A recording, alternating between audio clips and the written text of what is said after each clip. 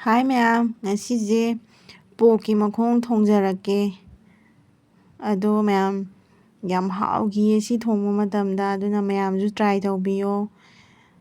Namnap lauraga mahauze as khangde manungdaga changa yam thina hawe aduna mayamju try tawo yengbiyo aigi recipe je.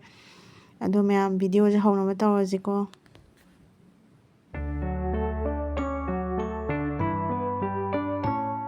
Hi ma'am, ok makhong thongbagi recipe hapjarake ma'am ado ꯂꯩꯕ ꯊꯣꯛꯂꯛꯑꯦ ꯑꯩꯒꯤꯗꯣ order ꯇꯧꯈ꯭ꯔꯦ ꯑꯗꯣ ꯀꯩꯅꯣ ꯄꯥꯔꯠꯁꯤꯡꯗꯨꯁꯨ ꯂꯣꯏ ꯐꯖꯩꯀꯣ ꯑꯗꯨꯅ ꯃꯌꯥꯝ ꯎꯠꯆꯔꯛꯀꯦ ꯑꯩꯅ ꯂꯧꯔꯛꯄ ꯁꯔꯨꯛꯇꯣ ꯁꯤꯗ ꯂꯩꯔꯦ ꯑꯣꯛ ꯃꯈꯣꯡꯁꯦ ꯀꯤꯂꯣ 1.5ꯅꯦ ꯑꯗꯣ ꯃꯅꯨꯡꯗ ꯀꯩꯅꯣ ꯃꯤꯠ ꯈꯔ ꯌꯥꯎꯔꯤꯕ ꯑꯗꯨꯗꯤ ꯀꯣꯟꯅ ꯊꯣꯡꯉꯒꯦ ꯑꯗꯨꯒ ꯑꯣꯛ ꯃꯈꯣꯡꯁꯤꯇꯪ ꯍꯥꯟꯅ ꯊꯣꯡꯖꯔꯛꯑꯒꯦ ꯑꯗꯨꯅ ꯃꯌꯥꯝ ꯑꯣꯛ ꯃꯈꯣꯡꯒꯤ ꯔꯦꯁꯤꯄꯤꯁꯤ ꯌꯦꯡꯕꯤꯌꯣ ꯑꯗꯨꯒ ꯁꯤꯗ ꯆꯪꯒꯗꯕ ꯃꯆꯜꯁꯤꯡ ꯂꯣꯏꯅ ꯔꯦꯗꯤ ꯇꯧꯔꯒ ꯊꯝꯃꯦ ꯇꯤꯜꯍꯧ ꯑꯗꯒꯤ ꯆꯅꯝ ꯇꯤꯜꯍꯧ ꯑꯋꯥ ꯐꯗꯤꯒꯣꯝ ꯃꯣꯔꯣꯛ ꯑꯗꯨꯅ ꯏꯟꯗꯛꯁꯟꯗ ꯑꯣꯏꯅ ꯊꯣꯡꯉꯒꯦ ꯀꯨꯀꯔꯁꯤꯗ ꯀꯥꯝꯕ ꯈꯣꯠꯄ ꯁꯤꯅ ꯅꯨꯡꯉꯥꯏꯔꯅꯦꯕ ꯀꯨꯏꯅ ꯆꯪꯕꯗꯣ ꯊꯨꯅ ꯂꯣꯏꯗꯅ ꯊꯥꯎ ꯈꯇꯪ ꯍꯩꯒꯦꯀꯣ ꯌꯥꯝꯗꯕꯤꯗ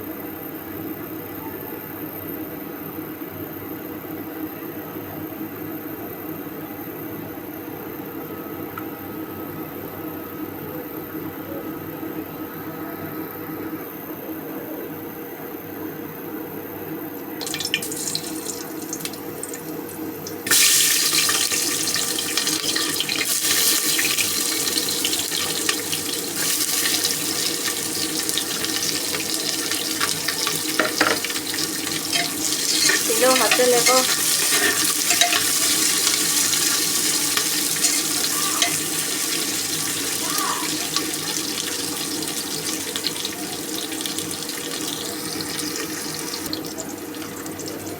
ꯇꯤꯜꯍꯧꯁꯦ ꯕ꯭ꯔꯥꯎꯟ ꯈꯔ ꯑꯣꯏꯁꯜꯂꯦ ꯑꯗꯨꯒ ꯆꯅꯝꯒ ꯁꯤꯡꯒꯗ ꯍꯥꯞꯆꯜꯂꯁꯦ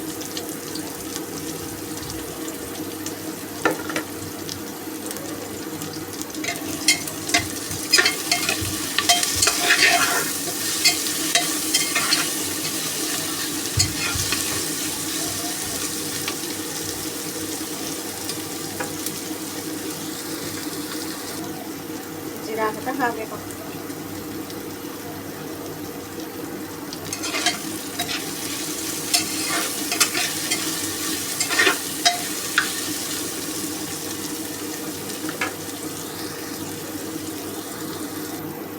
ꯈꯥꯃꯦꯟꯁꯤꯡ ꯈꯔ ꯍꯥꯞꯆꯜꯂꯁꯦꯀꯣ ꯉꯁꯥꯏ ꯁꯦꯝꯕꯗꯗꯤ ꯍꯥꯞꯄ ꯀꯥꯎꯍꯧꯔꯦ ꯃꯔꯣꯏ ꯃꯄꯥꯡ ꯃꯨꯟꯖꯜꯂꯛꯑꯦ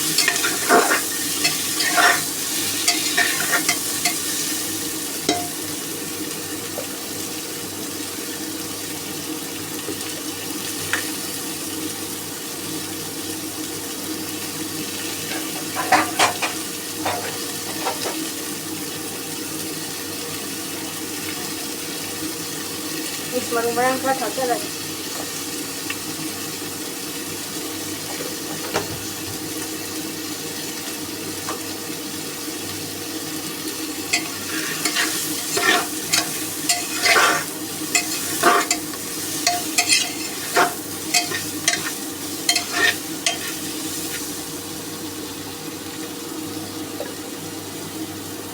ꯌꯥꯔꯦ ꯁꯥꯁꯦ ꯍꯥꯞꯆꯜꯂꯒꯦꯀꯣ ꯂꯩꯔꯦ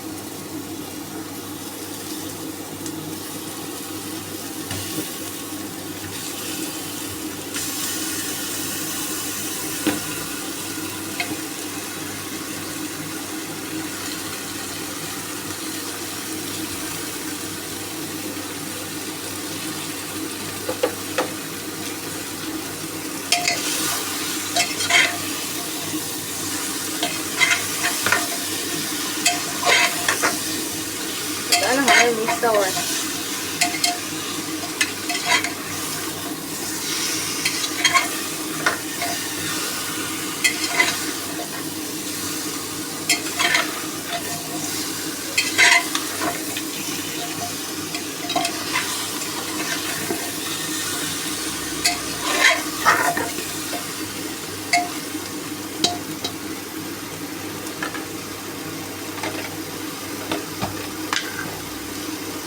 Sana gak dapat thum thao rồi chứ con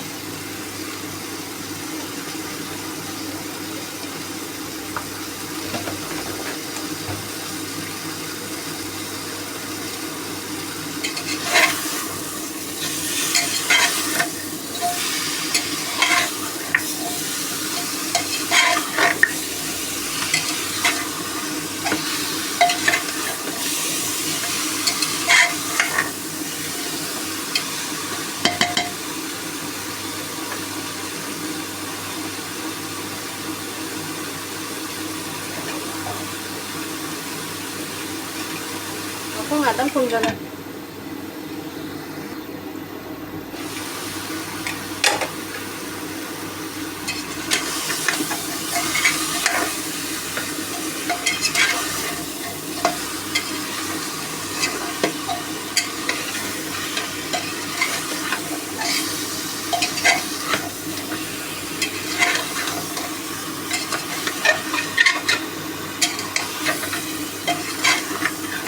ꯐꯖꯅ ꯁꯨꯃꯥꯏꯅ ꯑꯣꯠꯄꯤꯔꯅꯤꯀꯣ ꯉꯥꯏꯍꯥꯛ ꯂꯩꯔ ꯍꯥꯡꯗꯣꯛꯑꯒ ꯃꯈꯥꯗꯒꯤ ꯊꯥꯎ ꯊꯣꯛꯂꯛꯈꯤꯅꯦꯕ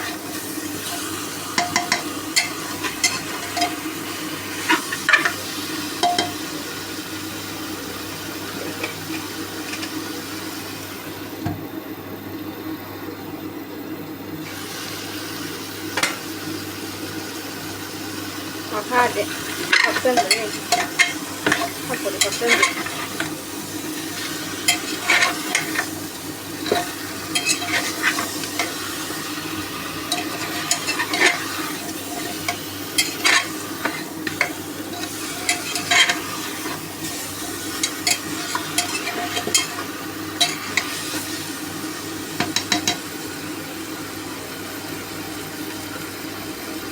ꯃꯣꯔꯣꯛꯁꯦ ꯍꯥꯞꯆꯜꯂꯒꯦꯀꯣ ꯃꯣꯔꯣꯛ ꯑꯃꯒ ꯇꯪꯈꯥꯏ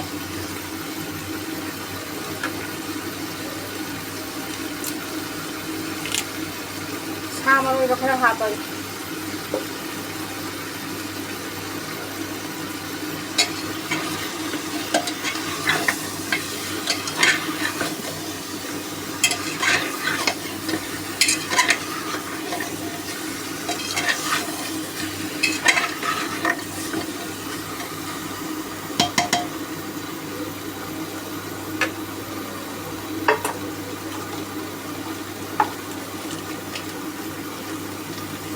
गरम मसाला खरा थक्चल्ले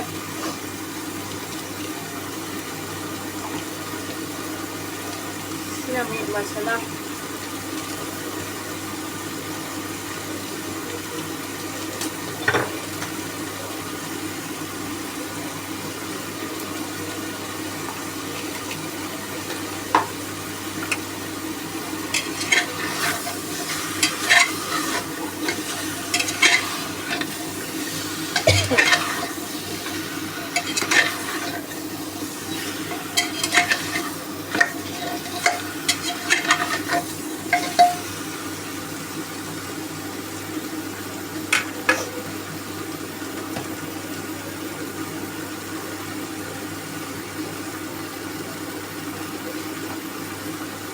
चिली पाउडर खरा थांगेको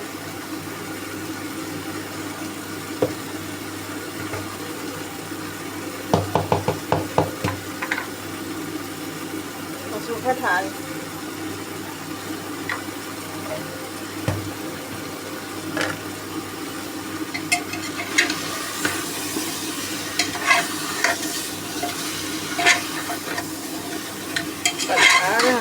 रहीको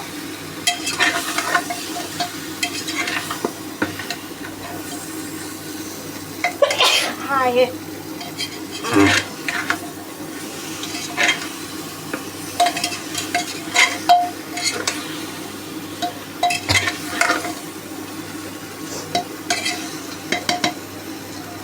yam hage라 yam haugi male mahi hapchalageको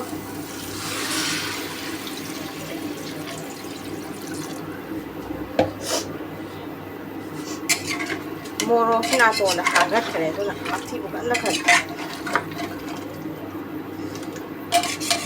ꯑꯗꯨꯒ ꯃꯨꯟꯗ꯭ꯔꯤꯐꯥꯎ ꯀꯥꯝꯕꯤꯔꯅꯤ ꯐꯖꯅ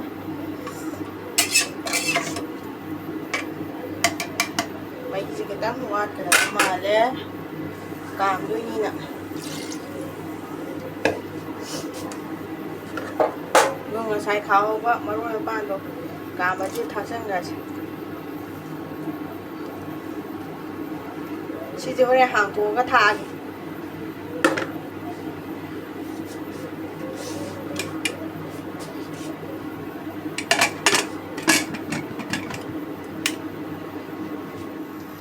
파이남나 까메 두두가 항토에 수마이노 오이나 마히제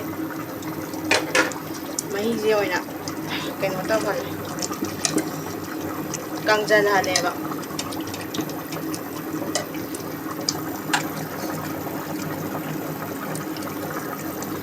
ꯂꯣꯏꯔꯛꯀꯗꯣꯔꯦ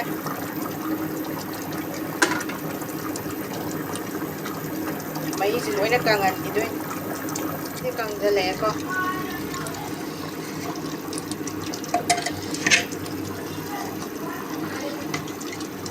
ꯔꯦꯗꯤ ꯑꯣꯏꯔꯦ ꯎꯝ ꯀꯥꯏꯔꯦ ꯇꯨ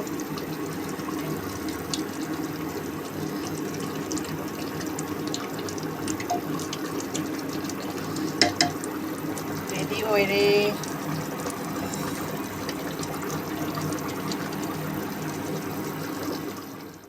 ꯂꯣꯏꯔꯦ ꯃꯌꯥꯝ ꯑꯩꯒꯤ ꯑꯣꯛ ꯃꯈꯣꯡ ꯊꯣꯡꯕꯗꯣ ꯔꯦꯗꯤ ꯑꯣꯏꯔꯦ ꯁꯤꯗ ꯂꯩꯔꯦ ꯃꯌꯥꯝ ꯍꯥꯎꯅꯤ ꯍꯥꯎꯔꯣꯏ ꯃꯌꯥꯝ ꯀꯃꯦꯟ ꯇꯧꯕꯤꯔꯝꯃꯣ ꯑꯗꯨꯒ ꯑꯩꯒꯤ ꯔꯦꯁꯤꯄꯤ ꯁꯨꯃꯥꯏꯅ ꯑꯝꯇꯪ ꯇ꯭ꯔꯥꯏ ꯇꯧꯔꯒ ꯌꯦꯡꯕꯤꯌꯣ ꯃꯌꯥꯝ ꯌꯥꯝ ꯍꯥꯎꯕꯅꯦ ꯅꯞ ꯅꯞ ꯂꯥꯎꯔꯒ ꯐꯖꯅ ꯍꯥꯎꯕꯅꯦ ꯑꯗꯨꯗꯤ ꯃꯌꯥꯝ ꯑꯩꯒꯤ ꯚꯤꯗꯤꯑꯣꯁꯦ ꯃꯇꯥꯡ ꯑꯁꯤ ꯂꯣꯏꯁꯜꯂꯒꯦ ꯂꯥꯏꯛ ꯇꯧꯕꯤꯔꯝꯃꯨ ꯁꯤꯌꯥꯔ ꯇꯧꯕꯤꯔꯝꯃꯨ ꯁꯕꯁꯀ꯭ꯔꯥꯏꯕ ꯇꯧꯕꯤꯔꯝꯃꯨ ꯂꯣꯏꯔꯒꯦꯀꯣ ꯃꯌꯥꯝ